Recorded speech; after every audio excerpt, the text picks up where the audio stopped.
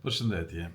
Sot dua të marr shkas nga një studim i bërë në A&M University të Texasit, lidhur me integratorët ose me suplementet. Është një argument shumë i rëndësishëm, kam dashur të bëj edhe herë tjetër, për arsye të këtij informacioni të tejskajshëm nëpërmjet mediave dhe sidomos të televizioneve, ku na shesin si zgjidhës të problemeve, të gjithë problematikave tona, integrator të formave të ndryshme, duke dalë edhe figura të ndryshme mjekësore. Gjë e cila nuk bëhet as me ilaçet, imagjinoni me integratorët dhe me suplementet e tjera. Antioksidantët, do të shpjegoj çfarë janë, të përmendura si mrekulli për një kohë të gjatë, si në cisteina, në acetil L-cisteina, NAC, ose seleni, mund të kenë një efekt ansor ose një anti-errët të tyre.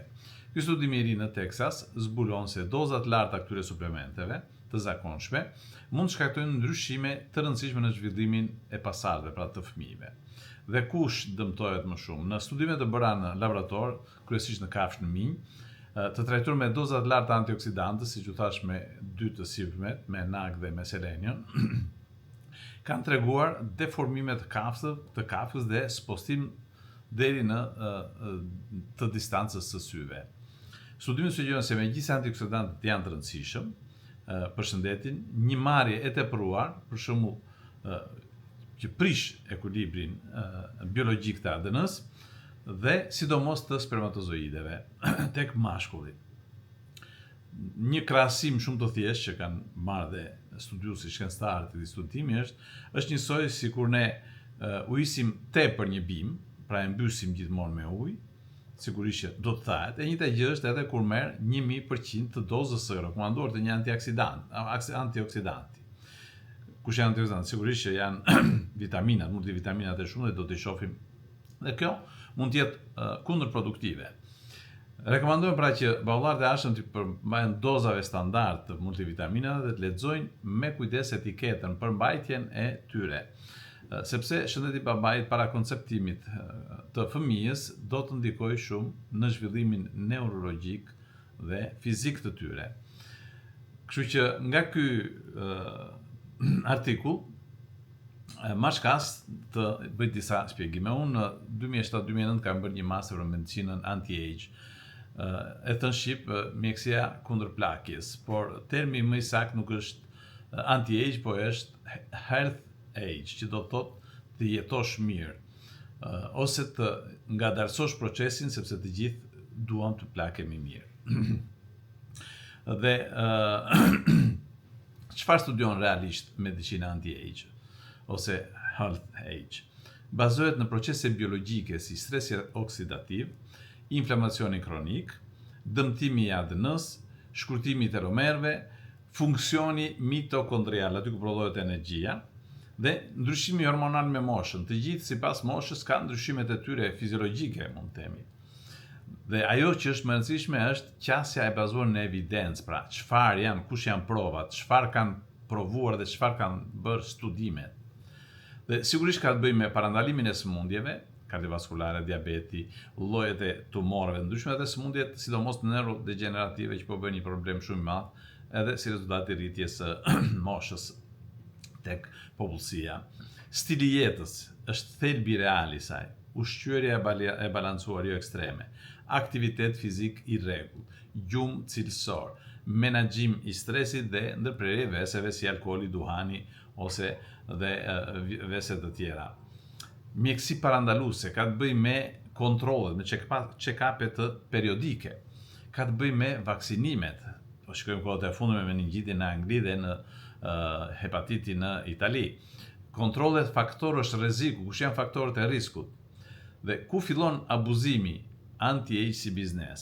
Shumë klinika anti-age apo specialist, nutricionist, dietist, specialist të ndryshëm, kur pretendojnë rinim qelizor, detoks total, balancim hormonal universal, kur me suplemente, problemet nuk bazohen në studimet forta klinike.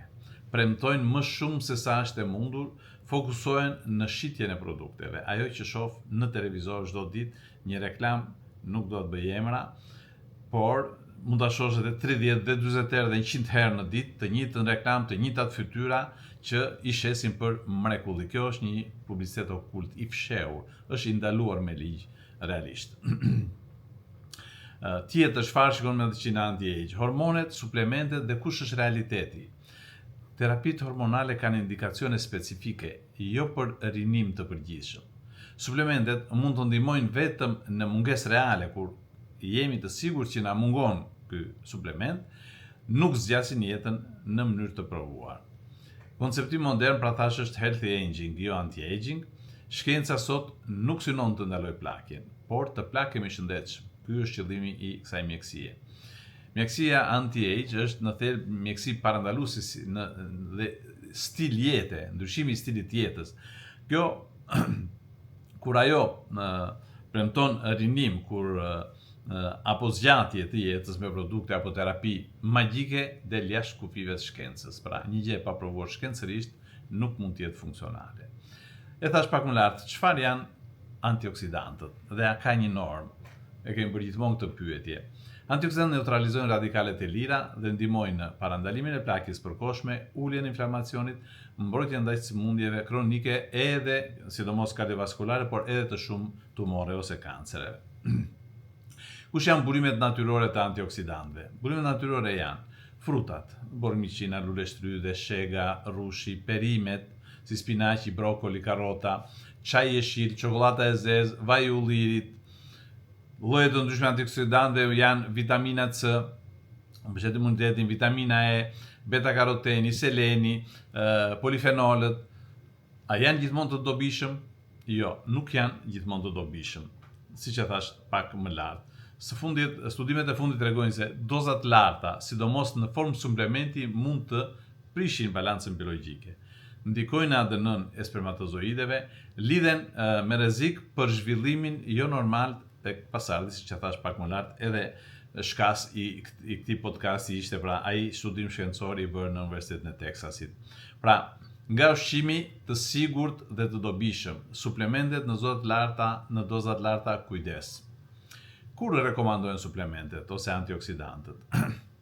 Vetëm në rresta specifike si mungesa të dokumentuara, pra ka deficit të kësaj lënde. Shtatzanie me indikacione mjekësore dhe sëmundje të caktuara. Antioksidantët janë mbrojtësit natyral të trupit kundër dëmtimit qelizor. I marrim kryesisht nga frutat, perimet dhe ushqimet e shëndetshme që i marrim çdo ditë. Kujdes veç. Më shumë nuk do të thotë gjithmonë më mirë. Suplementet në doza të larta mund të bëjnë të dëmshme. Zgjidhja më e mirë mbetet një dietë e balancuar. Realiteti, siç e thash, është shumë serioz kur premtojnë në përmirësimin e stilit të jetës, mbështetjen e trajtimit të sëmundjeve kronike nuk këshirojnë sëmundjet me suplemente dhe me integrator. As një bazë shkencore nuk ka. Ka thjesht dalje në përfaqet e tyre, në media dhe intervistat inventuara gjoja nga pacientët. Pra nëse nuk ka prova shkencore, nuk janë të vërteta. Kur premtojnë shërim të sëmundjeve, sidomos kur shërojnë sëmundje hipertension, kancer, diabet, me këto suplemente largoni sa më shumë dhe sa më shpejt. Shenjat e alarmit të një trajtimi ose red flags, siç quhen, nëse dikush premton shërim 100%. Thot, mjekët nuk duan ta dini ju këtë. Shet produkte që vet i rekomandon.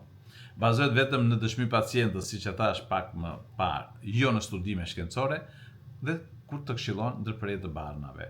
Pra barnat që janë të bëra për atë qëllim, ndërpriten dhe shtyhet koha për të bërë trajtimin e sëmundjes, por sëmundja është një kalimshe. Nuk të jep mundësi të kthehesh mbrapsh. Kështu që mos bini pre e matrapazve. Këto janë praktika jo profesionale dhe potencialisht të rrezikshme për ju si pacient, si qytetar, si ku qëndron e vërteta tek bimët apo te suplementet. Mund të ketë efekte mbështetëse, jo kurative. Pra, të kuptojmë, nuk jam kundër asnjë integratori dhe gjithmonë çdo gjë duhet të jetë e normuar. ka ndërveprime me barrat kryesisht, shumë të rëndësishme në praktikën klinike, prandaj duhen të kontrollohen dhe të jetë një bashkëpunim midis mjekut dhe një plotësuesi nëpërmjet këtyre. Dozat larta mund të jenë toksike, thamë, dhe cilësia e produkteve shpesh nuk është e standardizuar. I prodhoj unë, po kush më kontrolloj që unë kam klinika, që unë kam farmaci gjithandej dhe i shes se i prodhoj vetë. Pra, kujdes me produktet dhe prejardhjen e tyre. Qasja vërtet është e bazuar në evidencë, siç e thamë. Shërimi kërkon prova klinike, duhet të jenë të testuara, të sigurta dhe të riprodhueshme. Jo thjesht që është bërë ky studim dhe nuk bëhet më. Deri sot, asnjë suplement apo bim nuk ka zvendosur terapitë standarde për sëmundje serioze, të caktuara me protokolle kush është trajtimi i tyre. Ka një rrezik real shumë të rëndë për pacientët. Vonojnë diagnozën dhe trajtimin korrekt, përkeqësojnë sëmundjen. Ndërveprime të rrezikshme, për shembull disa bim me antikoagulantët mund shkaktojnë hemorragji, shpenzimet panevojshme, sepse edhe çmimet nuk t'i falin. Dhe këtë e marr shkas edhe për arsye të shumë deformimit të shumë intervistave të mia të deformuara që i shesin të bëra me inteligjencë artificiale, që i shesin sikur unë prodhoj ilaçe, sikur jap këshilla, nuk prodhoj ilaçe, nuk shes ilaçe, nuk bëj vizita. Mundohem të jap këshilla mjekësore sepse është e pamundur të rish të bësh vetëm të merresh me këto probleme të tjera. Kështu që ushqimet dhe suplementet mund të ndihmojnë shëndetin, por nuk zvendësojnë mjekësi. Kur dikush premton shërim të sëmundjeve me produkte natyrale, siç u thash, ai tërkalon kufit e shkencës dhe rrezikon pacientin. Ekziston një normë për antioksidantët ose për oksidantët.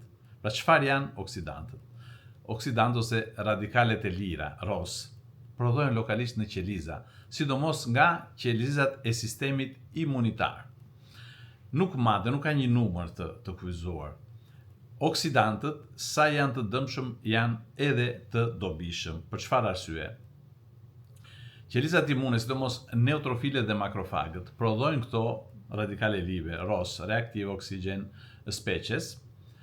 Ky proces quhet oxidative burst, shërben për të shkatëruar bakteret dhe viruset që hyjnë në organizmin ton.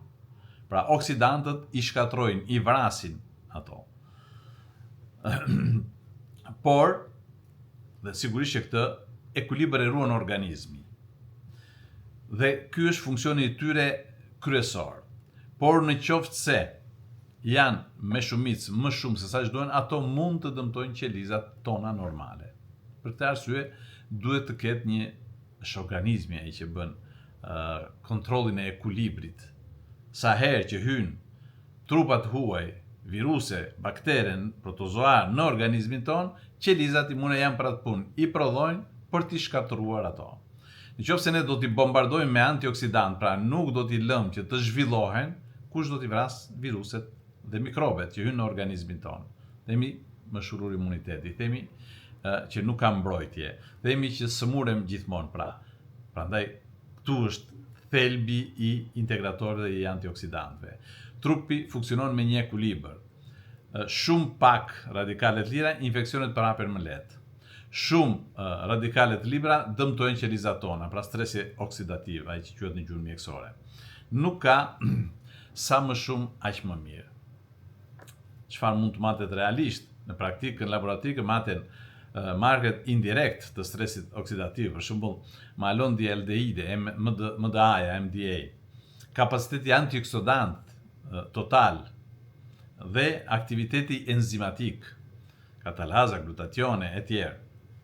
Por nuk ka intervale klinike të standardizuara për të prodhuar një rutinë për sa i përket këtyre antioksidantëve. Kështu që duhet të kemi shumë kujdes me përdorimin e integratorëve dhe suplementeve dhe nuk duhet, sepse do të ulim barrierat tona, mbrojtjen tonë. Çdo gjë e tepruar dëmton, nuk kuron, nuk trajton, nuk shëron. Radikalet e lira janë pjesë e mbrojtjes tonë, nuk duhen çuar në zero asnjëherë. Ulja e tepërt me suplemente mund të dobësojë përgjigjen imune, prish sinjalizimin qelizor dhe çon ato dëmtime që thash pak më parë, dhe sidomos tek meshkujt. Pra, nuk ekziston një normë ideale, oksidantët janë fiziologjikisht të nevojshëm për të vrarë mikrobet, problemi nuk është prania e tyre, por është çekuilibri, stresi oksidativ. Suplementimi pa indikacion nuk është zgjidhje e bazuar në shkencë dhe në evidencë. Keni kujdes me të gjitha këto problematika. Edhe njëherë, kur ju premtojnë dhe po të shohësh në televizionet tona, i shoh çdo ditë, mora këtë dhe u shërova.